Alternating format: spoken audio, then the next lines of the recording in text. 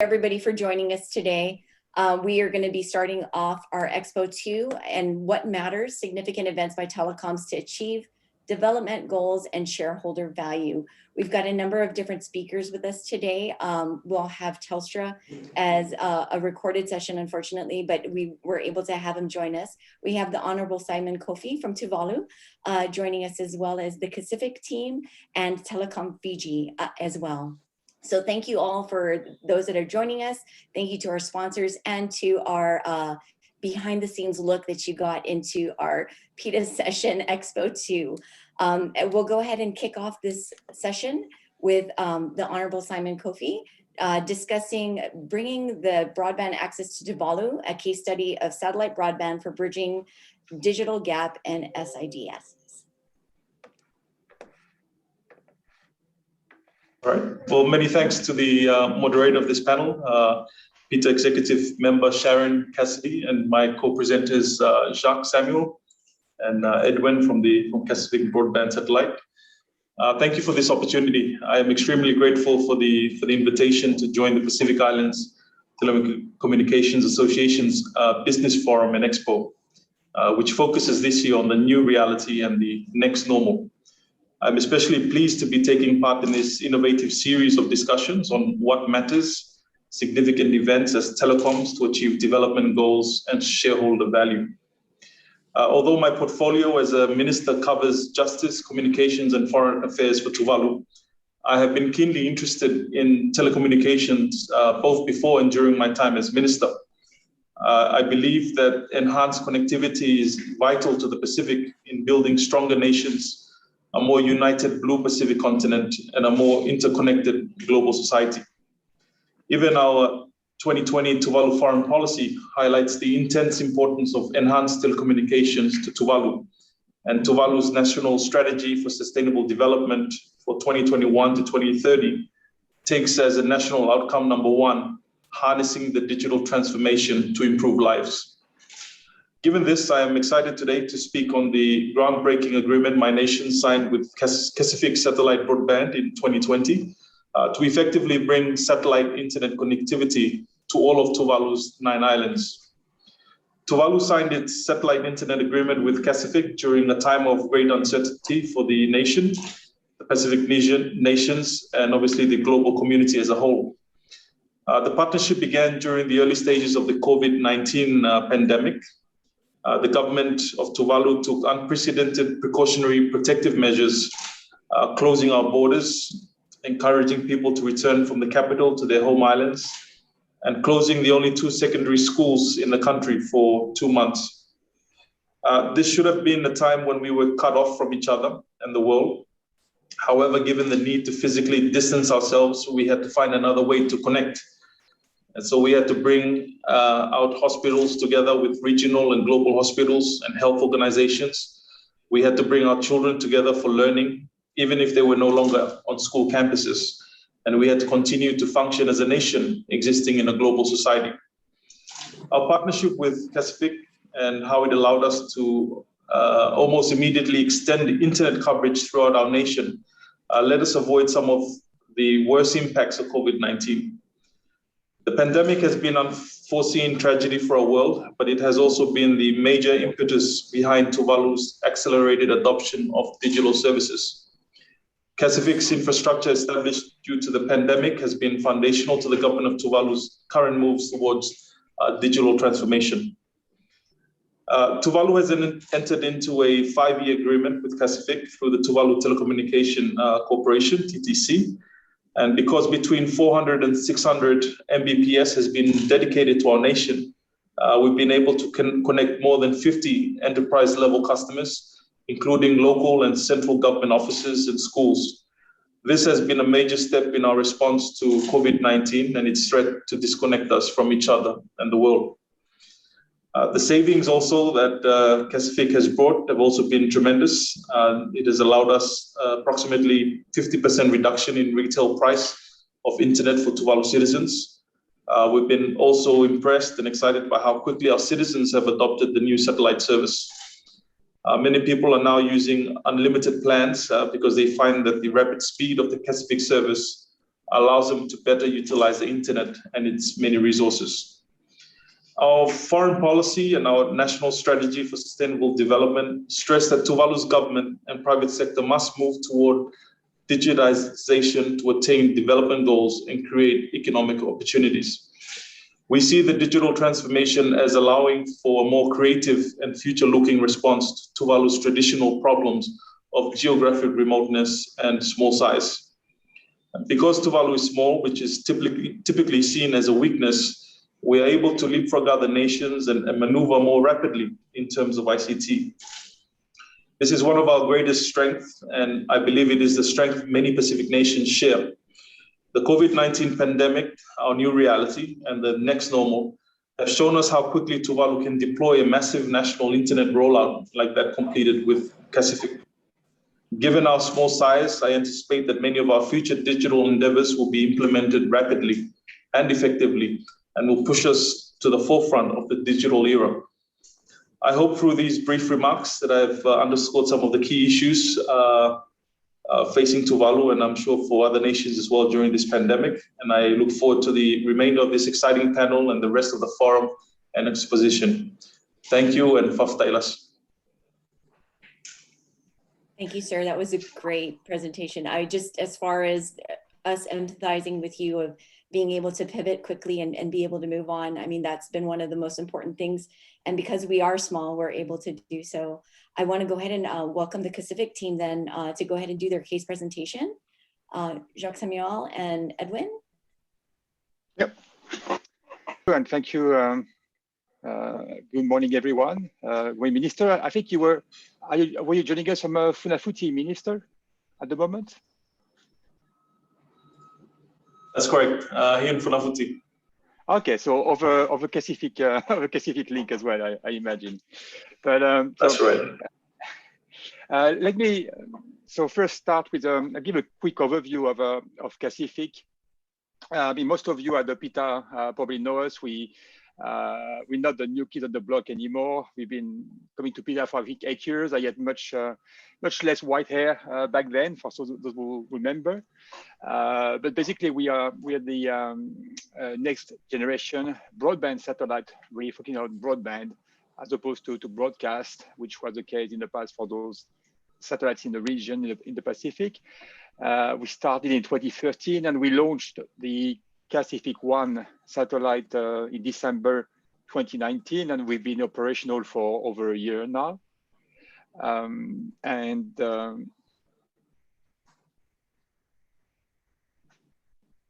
That's really the coverage that we bring with Pacific 1. As you see, we cover about 25 countries with a strong focus on the Pacific Island nations. And using spot beams, so high throughput satellite with spot beams. We're not covering much of the water between the island nations. We're focusing on covering land masses for broadband access, as well as coastal areas and ferries and this type of applications. A quick word on the technology. So again, it's high throughput satellites, which means that we use spot beam and we reuse spectrum, which allows much more capacity on the spacecraft. We use Ka-band, so more spectrum, again, allowing more capacity, and then as a consequence, lower prices. We've got a total of 56 beams pinpointing the nation. So there's one beam dedicated for Tuvalu, for the 9 islands of Tuvalu, and connecting to our gateways in Australia, the Philippines, and Indonesia.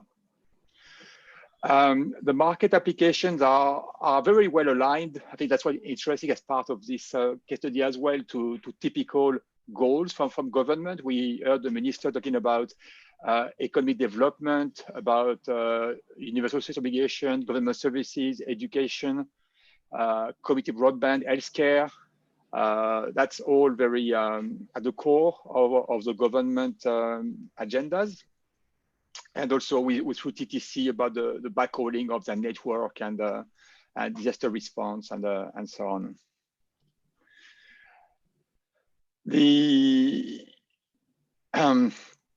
I think we talked about this long-term, maybe I should try to move this out of the way. not too sure how to do that. So we talk about the long-term partnership. What's actually interesting as well is that TTC was actually back then a very early adopter of Cassidy and had signed some agreement in 2014, I believe. But this was for a different type of partnership. And what happened when I met Minister Simon in Fiji last year was really the vision about doing something much broader and not just lazy capacity, but getting all of the capacity available in the beams, so that from day one you could connect all the islands with as much capacity as possible. And to go beyond just buying capacity, but partner on developing all the services associated with it on helping, saying, the question of trunking and sharing the bandwidth and optimizing for all those different applications to achieve connectivity for the school, for the government, for digital transformation. So that's really, I guess, made the partnership much broader, and again, access to the entire beam. You probably heard that Mr. talking about 400 to 600 megabits and wondered why such a vague number. It's actually because it's actually based on the megahertz, on all of what's available in megahertz in the beam. And what we are working with CTC and the government is how to optimize the use with different size of dishes and so on, depending on the application, to make the most usage out of those, and for maritime dishes as well, and so on. So really to have a broad range of applications. Did I skip one? No, sorry.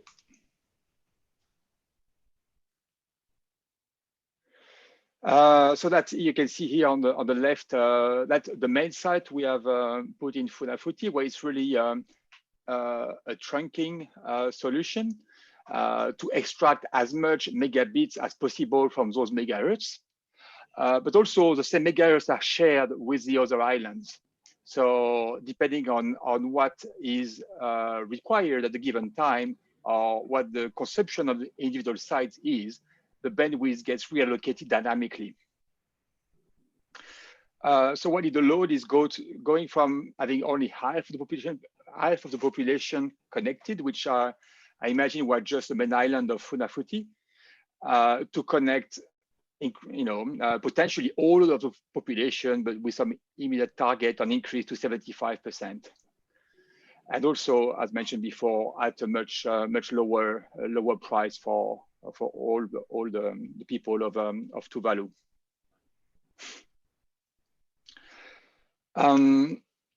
So as mentioned, it's we're not just providing megahertz. We are providing, actually, these are the traditional products we have within Cassidy, about different residential, mobile backhaul, trunking, quality Wi-Fi, what we call Gift Starter, which is more for residential or small enterprise.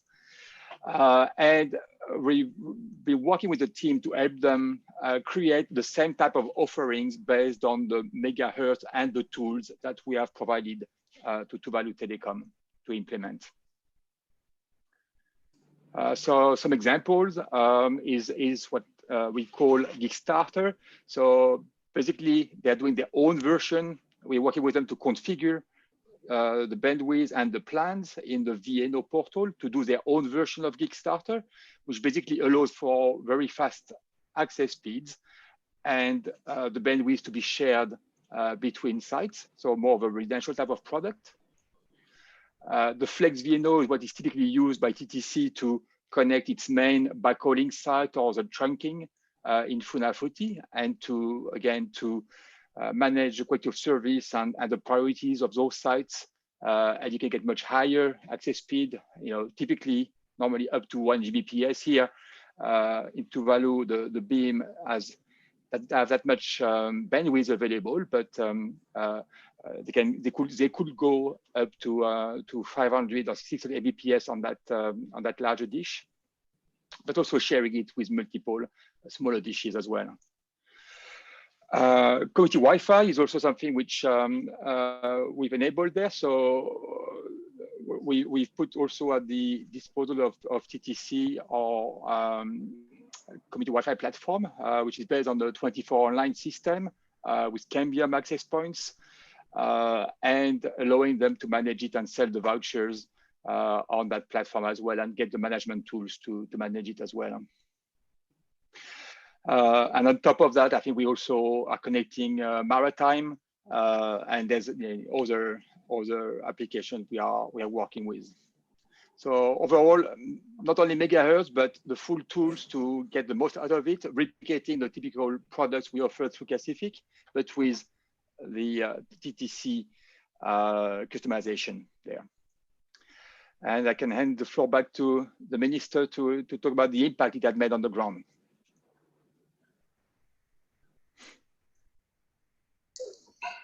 Thank you, Jacques.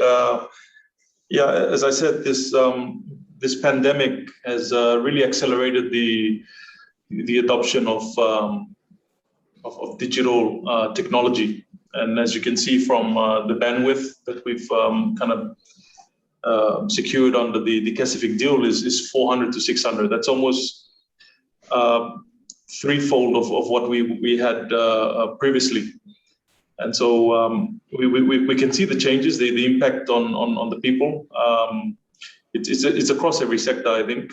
We can see now people using the internet for e-commerce purposes. People are using it more to advertise their products.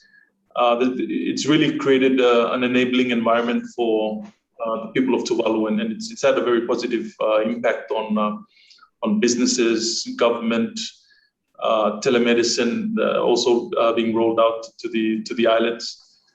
So it's basically improved everything, improved services, and with the movement of people also to the out islands, we're also seeing a greater dependence on this on internet, on connectivity. And so we've been very pleased with the flexibility of this solution from Cassific, which was quite quick to deploy. And having access from different locations. So this is obviously one step forward in laying the foundation, and obviously the next step now is ensuring that we're building the applications and content on this important infrastructure, which is also a point that I wanted to point out, that it's good to have internet connectivity, but there's also a need for us to really encourage people in our countries not only to be consumers of content, but also to be creators, to be able to create things and create content, which is something that we're also working on. But otherwise, this Cassific deal has been very foundational in enabling us to achieve some of those development goals that we have. I guess I've spoken on other areas in my keynote address.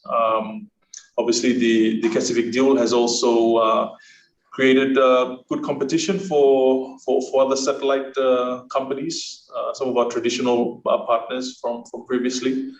So those are some of the benefits we're also seeing, that pricing with C-band is also coming down because there's now a new player in the market. So that has obviously been very beneficial to us as well. Yeah, the feedback from the people, I mean, you can see that picture of a girl sitting there out in a remote island, but able to connect to the world. It completely changed I guess the paradigm and the perspective of a person living in isolation, that you can be connected to a world from any place in Tuvalu. And if you just think about the potential of that in terms of marketing, if you develop something that is marketable, your market is at a click of a finger, and it really changes the narrative for Tuvalu as a nation that is isolated, that is so far from the markets, that we have all these challenges in marketing our products.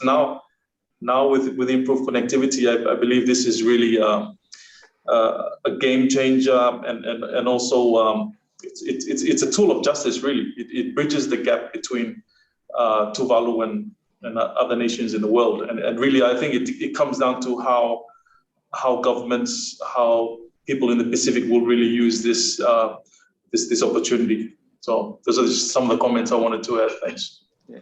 No, and I think it's really, oh, sorry. No, go ahead. No, I was just going Sharon. to say, I think it's exciting to see the relationship and the partnerships that you guys have formed, because the pandemic really has caused us to think outside of the box and come up with new solutions, right? I mean, even for us, like one of the things that we were thinking of is how do we reach a lot of the people that don't have internet at home? You know, people don't think that there are that situations, but putting a Wi-Fi over at McDonald's so that they can come around and be able to log in and do something similar to this. We've been forced to move into thinking about how we develop and move forward. And it's exciting to see that you've done this for 9 islands. Jacques, you wanted to say something further?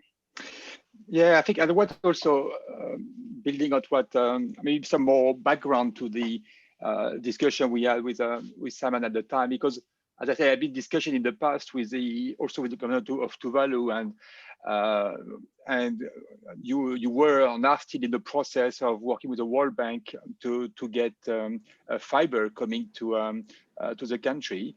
However, because of you know, while this is still happening and will happen in the coming years, fiber will come, but the benefits here were there from day one. You could immediately connect the entire country, and what's more, when the fiber comes, it will only connect Funafuti, and here you get initial access.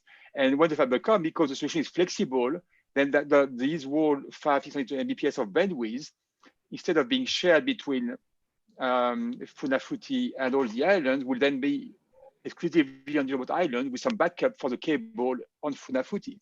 So because of this flexibility, that also allowed the minister and government to commit for a long-term period, even though they've got fiber coming as well, because they see the complementarity and the flexibility of the solution. I mean, I don't want to put words in your mouth, but that's the decision we were having at the time, Simon. Huh?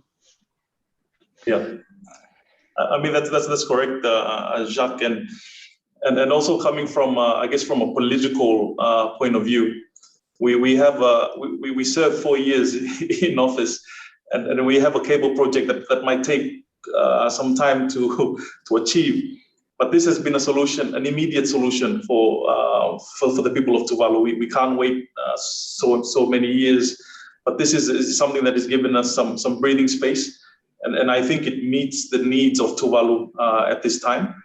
And then obviously the cable is a long-term goal that we are looking at.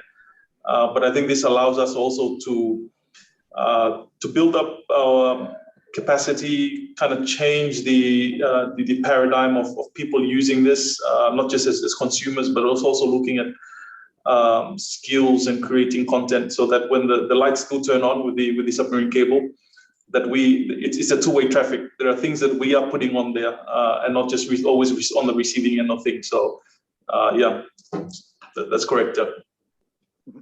Okay. Yeah, that's very true. Thank you guys for sharing your story and your case for Tuvalu. And we look forward to future developments and what else Tuvalu has.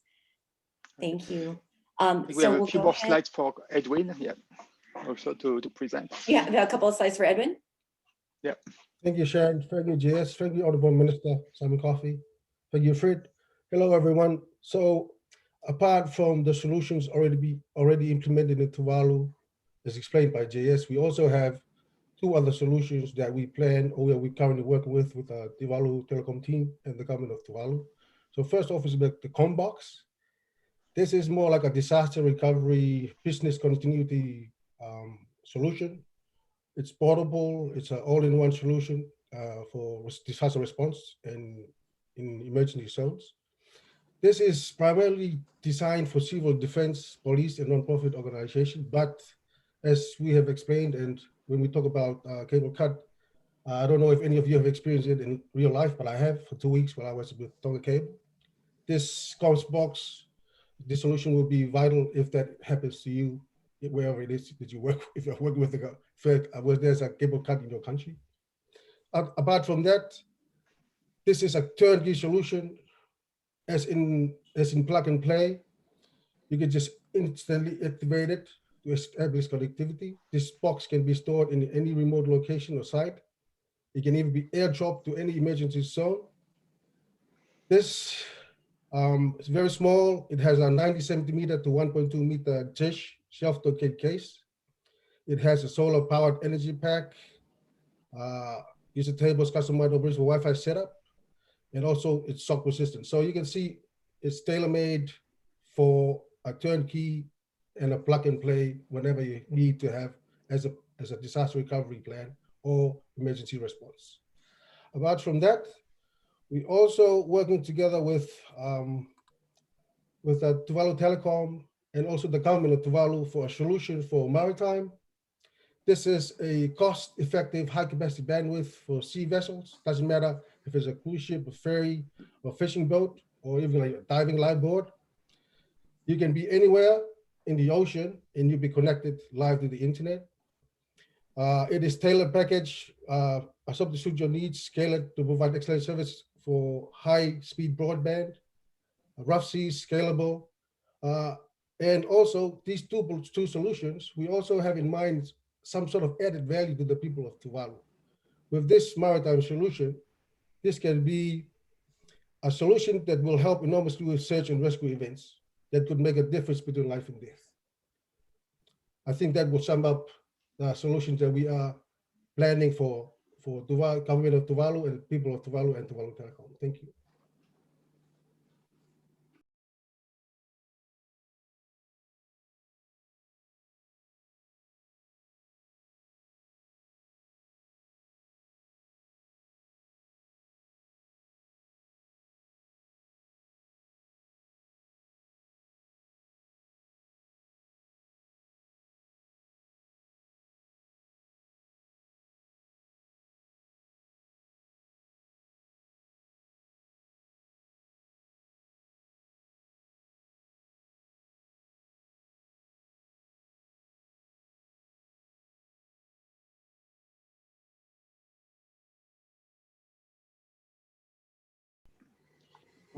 Yes, so it's within a one beam. So there's one beam over Tuvalu. So out of the 56 beams on satellite, one is dedicated over Tuvalu, and it covers all 9 islands. So that allows dynamic and sharing of the beam within the sites wherever they are in Tuvalu. I think for most of those, they are reaching the mobile network of 2.4 meters. So there's one 4.5 meter on Funafuti and a 2.4 and 2.4 meters in each of the other 8 islands, plus a range of 1.2 meter sites for schools or enterprise or other customers. And they all connect back to Broken Hill. So we have our teleport for this beam is one in Broken Hill. So when they connect to internet, it goes directly from the sites to Broken Hill, where we connect to the internet to Equinix back in Sydney. And so if there's traffic between the island themselves, it will go through Broken Hill as well. Thank you, Edwin, for sharing that. No, that's great to see. New technology and new ways to recover quickly from disasters, as we all are way too familiar with. So next, what we'd like to do is I'd like to introduce Archana Kumari from Telecom Fiji, and she's going to be talking about workforce, correct, Archana? Correct, yes. Go ahead, I'll go ahead and, so hers would be digitizing the workforce policy management APP. Yeah, so I'll be sharing my screen. Okay.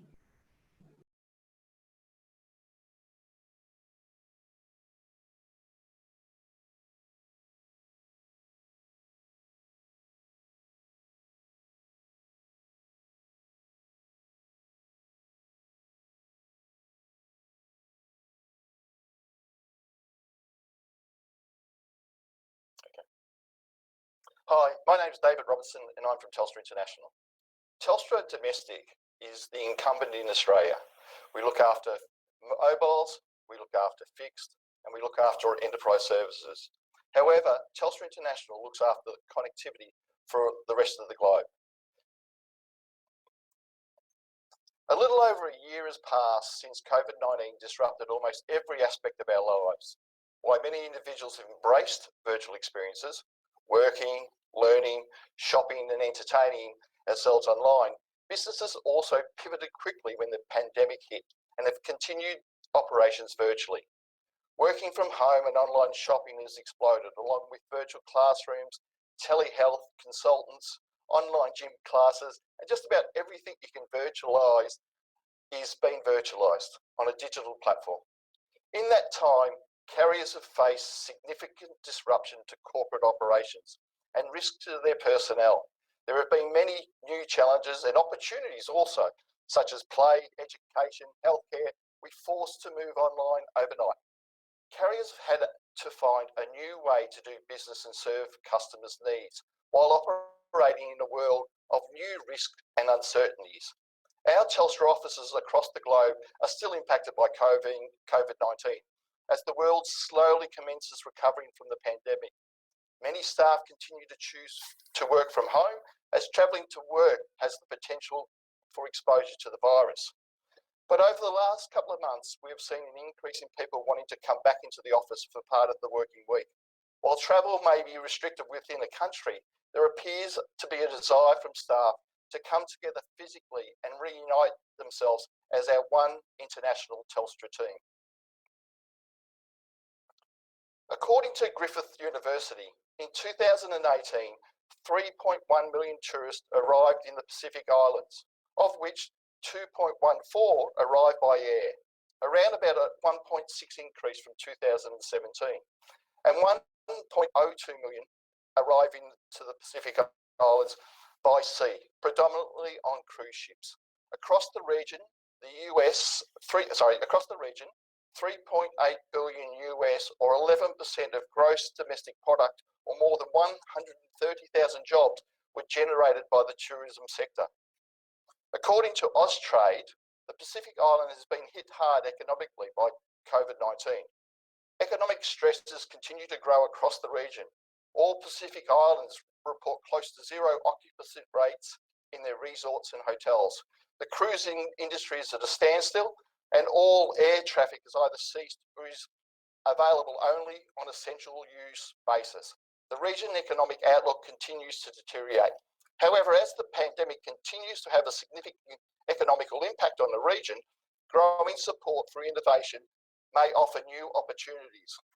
The GSMA, the Mobile Economic Pacific Island 2019 report, found there is growing support for innovation across the region, with the emergence of new tech hubs and developing ecosystems of entrepreneurs and new ventures looking to adapt emerging technologies such as blockchain to particular challenges of the Pacific Islands.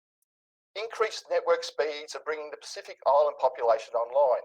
Support for innovation is driving advancements in emerging technologies and the arrival of tech hubs to meet specific challenges of the region.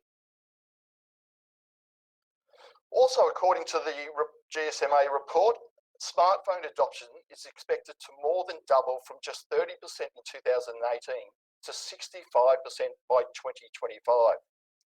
50% of total connections in the Pacific Islands will be on 4G by 2023. The shift to mobile broadband and 4G reflects the increasing rates of smartphone adoption and that the average selling price of smartphones fell below $120, which is quite impressive if you think about the expense most people in the Western world pay for a phone.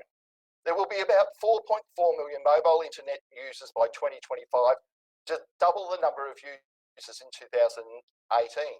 And infrastructure plays a critical role in providing this connectivity within the region. What this shows is the enormous opportunity that the islands are poised for growth. And the next step is 5G. And the GSMA expects around about 19,000 5G connections within the Pacific Islands by 2025. Also, according to the GSMA report, 5 of the 6 countries in the region score well for consumer readiness of new technology, which is a reflective of the government initiatives to improve digital literacy. However, these initiatives and the availability of services to deliver them continue to be impacted by the challenging of building infrastructure within the region during this time. For example, Vanuatu, the Computer Lab and Internet Connectivity Community Centre, is an initiative of the Universal Service Fund for Schools Connectivity. And an initial 19 schools were selected for the program, and with the key criteria being the availability of electricity infrastructure. Other factors included capacity for local support and the potential impact on teachers, students, and the members of the community. As carriers, we have the opportunity to partner and collaborate to bring new digital opportunities to the market that look to embrace these services. Through industry partnerships, we can work through regional challenges due to the size and market and the separate locations of the infrastructure.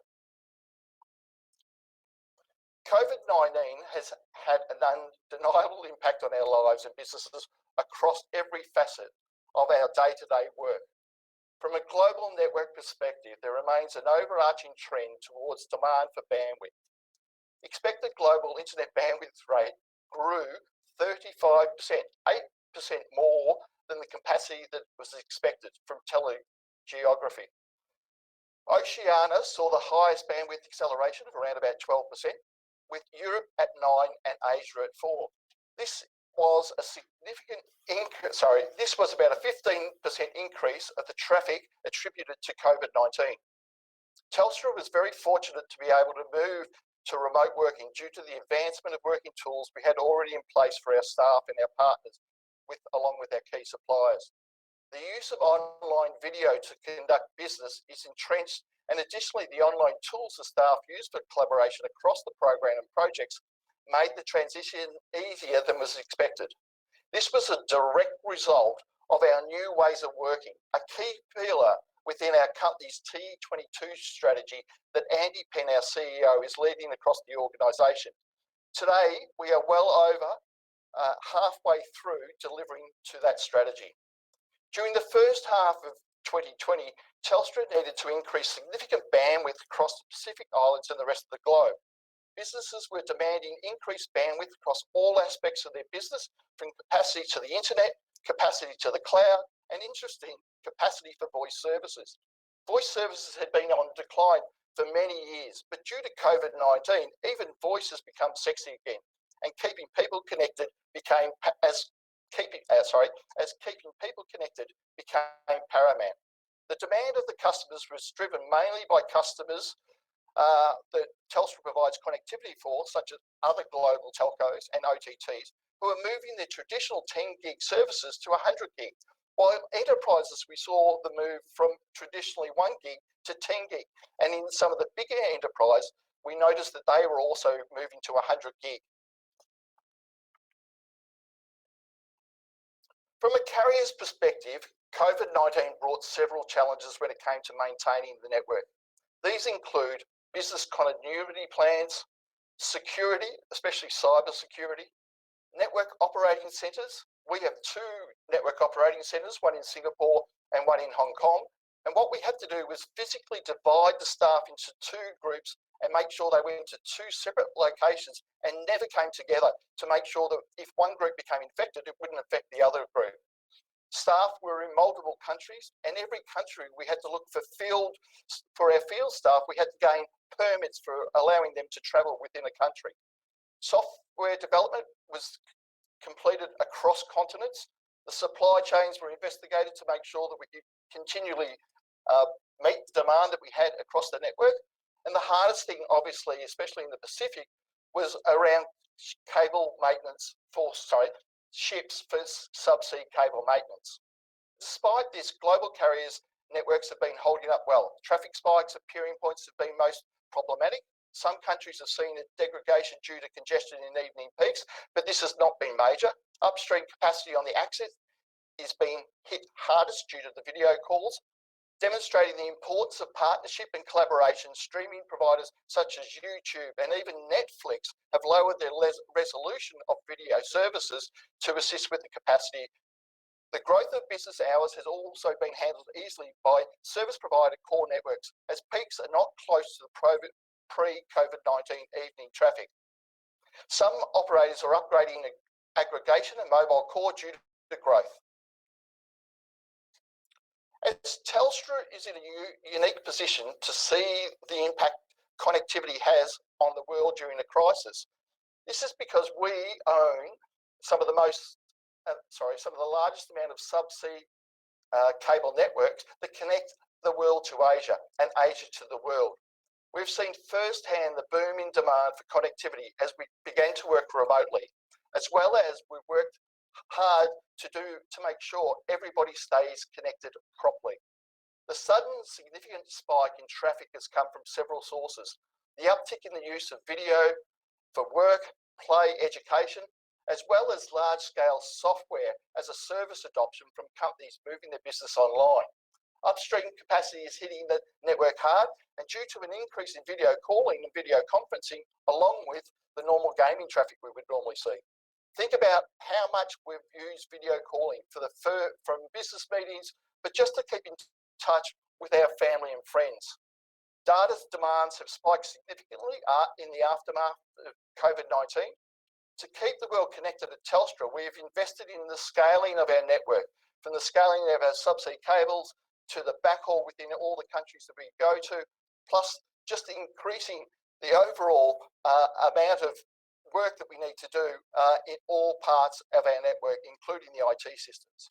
Between February and June, we saw in 2020 internet bandwidth grow by nearly 80%. Considering the number of deals with every day, we carry up to a third of Asia's internet traffic. That for that type of growth to be able to keep up with was enormous. At a network level, demand has spiked significantly. In fact, we've seen international capacity use increase by 20% year on year, driven by demands of COVID-19. IPVPN services growth has increased by 28% between February and March in 2020. Despite the dip in May, it has continued to increase over time to hit new heights. The use of apps has been similar exponential growth. WebEx traffic saw significant growth also in March and April 2020, with a 9-month peak growth rate at 79% since January. And yet our infrastructure survived, and our people around the globe continue to connect with one another to live, work and play. To live, work and play. Today, bandwidth demands are slowing, but they are still continuing to grow. So what did we learn? So what did that mean for our customers, and what lessons did we learn? The first lesson we found was the success was really built on our partnerships with our customers. Only through true partnership built on shared values and goals were we able to achieve success through challenging circumstances. Telstra has a long-standing partnership with Cisco, with Sienna and many others, and in providing data connectivity across the internet has been essential for our businesses in Asia and Australia. As one of the leading providers of platforms we use day to work, collaboration and Cisco WebEx has seen unprecedented demand on our network. As mentioned on the previous slide, a 9-month peak rate growth of 79%. In March alone, it registered a record 324 million, with usage more than tripling in Asia Pacific, largely driven by enterprise expansion, education and telehealth. In just the first 11 business days in March, Cisco logged 5.5 billion meeting minutes. That's 10,500 years of meeting minutes. That has required a significant partnership between our customers and our teams to support their success.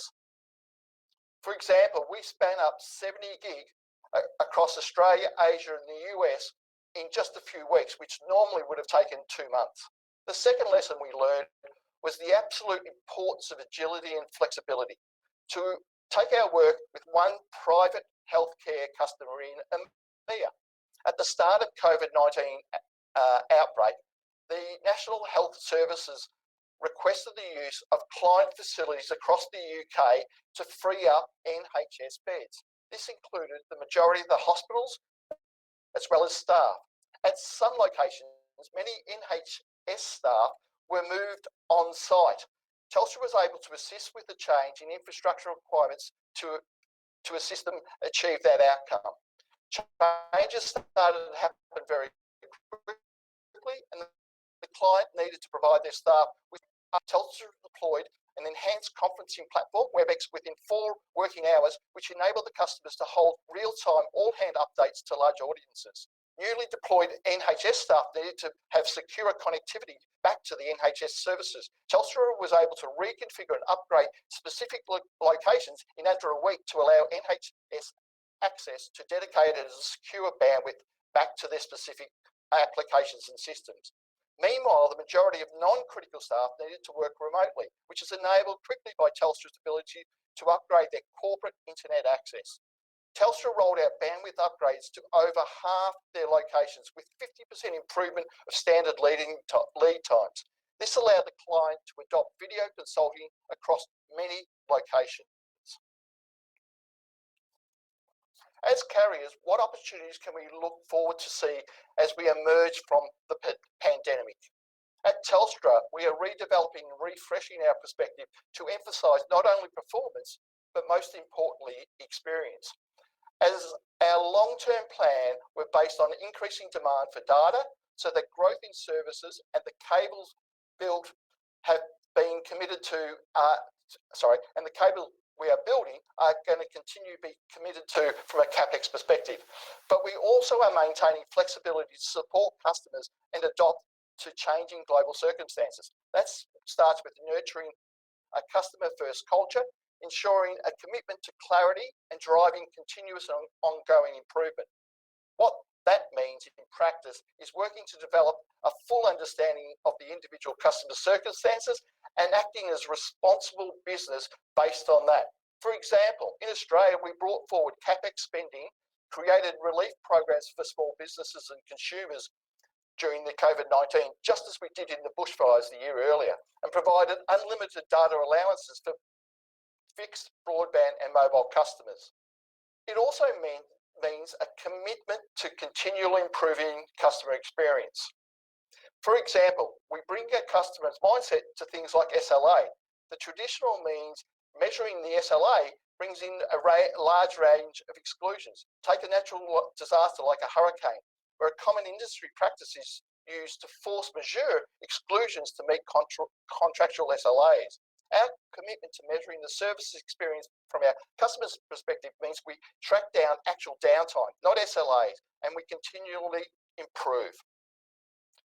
The past year has really underlined the value of our industry.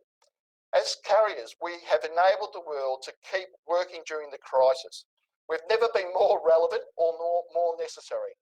We must entrench this new mindset among our industry, one where we develop closer relationships that work for the good of the customer, one where we approach big problems with positive solutions, and one where we understand and embody the idea that telco is truly an essential service. COVID-19 has refocused business leaders on what's important, especially when it comes to connectivity.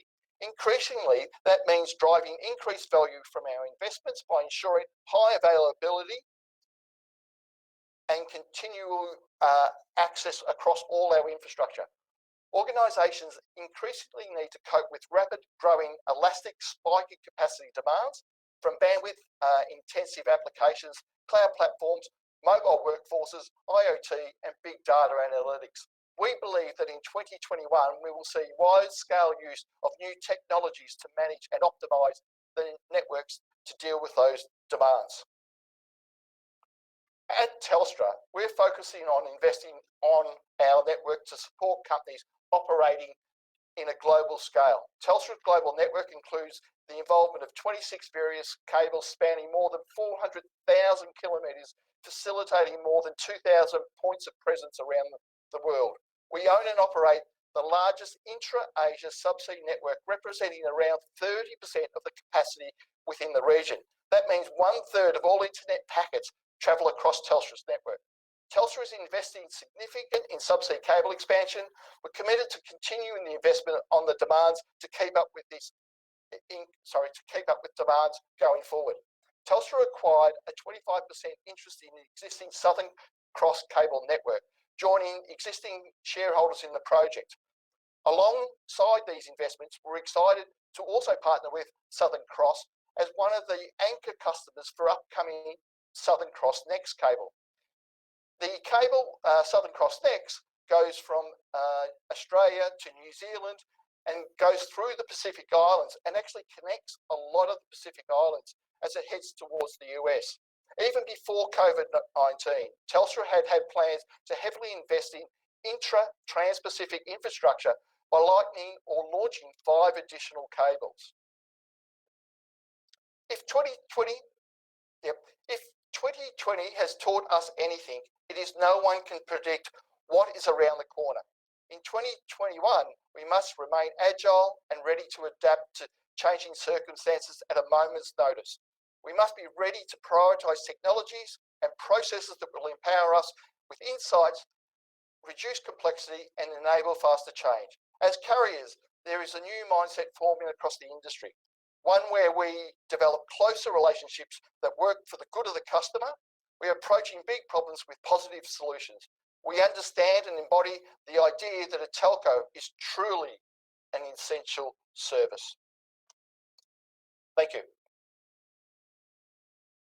It's unfortunate that David wasn't able to join us today, but thank you for making sure that he was a part of the session. I think a lot of the topics that he shared throughout it was more so on the theme that we were talking all through our PITA meetings, and that's, you know, how do we adjust to being in the pandemic, and then moving forward, you know, what were the unique outside of the box things that we came up with where we could deliver solutions for all these new problems that we never anticipated having, you know, whether it being new apps. And I think so far we've been talking more so on a bandwidth basis, and having that shift going from bandwidth being at offices, and kids used to be in a direct instruction type of method, and they now have gone onto Zoom meetings and Google Meets and all these other new platforms that we never even knew existed over 14 months ago. And it became the norm. So it's great to hear the sharing of, you know, continued investment into networks.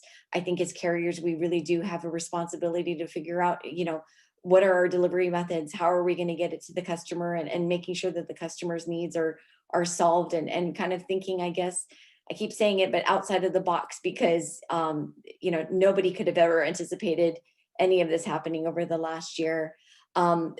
To kind of move into Archana's, where hers is going to be focused more so on pivoting from the HR perspective, right? From a work from home environment. I'm interested to see what Telecom Fiji has done. Archana, are we good with your presentation? Share the screen now. I can't see it yet. Yeah.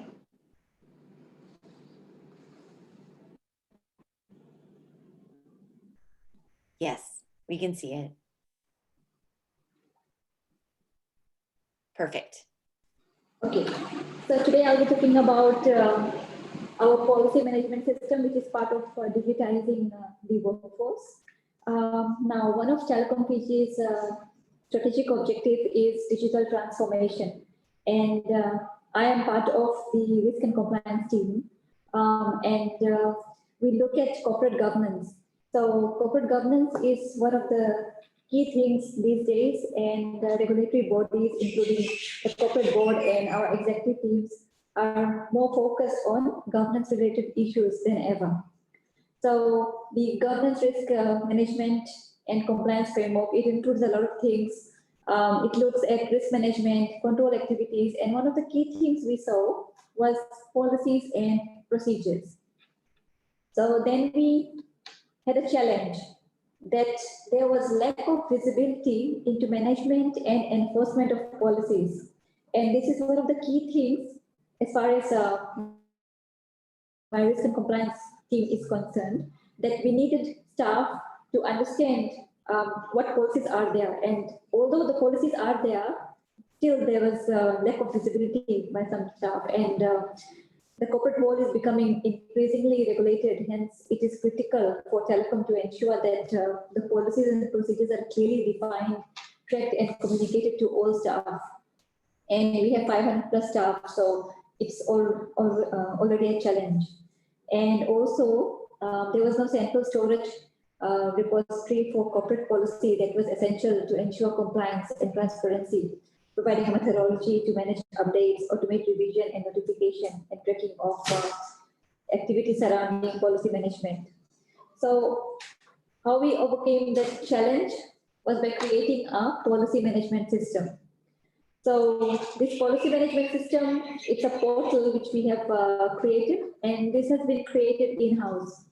And this enables participants, the policy authors, to create a policy. They can invite collaborators, draft and save online. They can be reviewers, can be published on the portal, and email notification is sent to all the staff across the organization who accept the terms. And there is also version control to see the version, and then there is some reporting done. So this is the look of, this is a screenshot of our current policy portal. And these are different screens for different level of users. So if it's a person who is only creating a policy, it will be a different screen. If it's a reviewer, it will be a different screen. If it is the final approver, it will be a different screen. So first of all would be the creator policy. So over here, the policy creator who can be the head of the team, or it can be the team leader or manager, initiates the new policy and also gives a number of days. The policy has to be compiled and submitted for review. And when we created this was launched a month ago. So when we created this, we also started uploading our older policies, which we already approved at board level. So the create policy screen gives the policy author to create the policy, and so all the details, all the relevant details are entered, and then the policy creator can invite staff. So over here we have only allowed up to 2 staff, and if more, like they can also add more staff, and they can invite people to be the co-authors of that policy. Then that can be also saved online on the portal itself, and it can be edited, and once it's edited, it can be saved as draft and then sent to the reviewers. So over here we have 2 reviewers. First it goes to our legal team to be reviewed by them, and then it comes to the risk and compliance team to be reviewed. So all the changes made are tracked, and the reviewers can also send it back directly to the policy creator, or if it's a reviewer 2 and wants to send it back to reviewer 1, that is also possible over here. So once the reviewer 1 and 2 are okay with this, it's sent to the final approver. And once the approver is satisfied with the policy, it is then sent to the publisher to be published. So this actually shows the number of policies which are there to be published.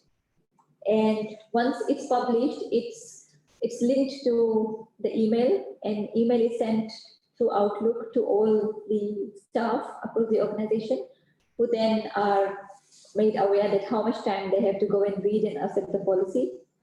And when they go back to the portal, they can accept it there and then online. They can go and have a read from here and accept the terms, that they accept the policy that they have read and they will oblige by it. And there's also version control in this, where the reader can see when version 2 of the policy is there, they can see what changes were made from the first version to the second version. So the green, the red and green show the changes which has been made to the policy. So if something was deleted, it shows on my left in red, and whatever new changes are there, it shows in green on my right. And then it goes to the reporting admin. So the administrator will have track of everything. It will show that how many people have acknowledged the policy, who are yet to accept it, and how many policies are currently in draft, how many are in review, how many policies are to be published yet, and if there are some old policies which need to be deleted from the portal, that will also, that information will also be with the publisher. Plus, they can also see it by SBU, so they can look at how many policies are there with IT, how many are with audit, and on my left it shows the number of days it is sitting there for review purpose. It can show the policy status and the policy group as well. So, so overall, this has the result of this portal creation, this digitalization, has been efficiency, because it shows more efficiency. It shows what was the time from the policy was created to the time it was published to the time it was accepted. So now we have proper tracking. Before, we did not have that tracking. And there's more transparency in tracking. It shows us how many staff have actually gone and read the policy from the portal, how many have accepted the policy. And we can also see where the policy is sitting, like when the policy is created, with whom is it sitting. If it was supposed to be published within a month, and it is still 3 weeks now, and it's with the third reviewer, and it still has not gone to the approver, then what action needs to be taken? So those kind of things have been enabled now. And what we wanted that this policy to be reached to each and every staff. So now we have a better reach of the policy to each and every staff at Telecom. So with this, I finish my presentation. And if anyone of you have got any questions regarding this. Archana, I think it's a great presentation. I think one of the things that we've always struggled with when it comes to HR policy or its communication, right, and making sure that we've got consistency and being able to find, you know, a consistent policy where everybody's got the same draft version. How do you communicate this out? Does it just go out via email to all the staff that are no longer in the office? Yes, yeah, it's communicated through the email. It goes out as soon as the policy is published. Instantly, it goes to email. Email notification goes to all the staff. And have you found it a challenge with us being in the COVID? Or for Telecom Fiji particularly, are you guys work from home right now? No, currently we're not working from home, but we were working for at least 4 months. We were on work from home, but currently we're back in office. Everybody's back in the office. And I asked because, you know, we have about 600 employees as well. And, you know, for us here in Guam and the CNMI, we cover 4 islands, and, you know, finding the consistency for us. And we did a great job about moving to work from home. You know, we moved chairs and everything, but the communication piece, I think a lot of it was word of mouth in the office.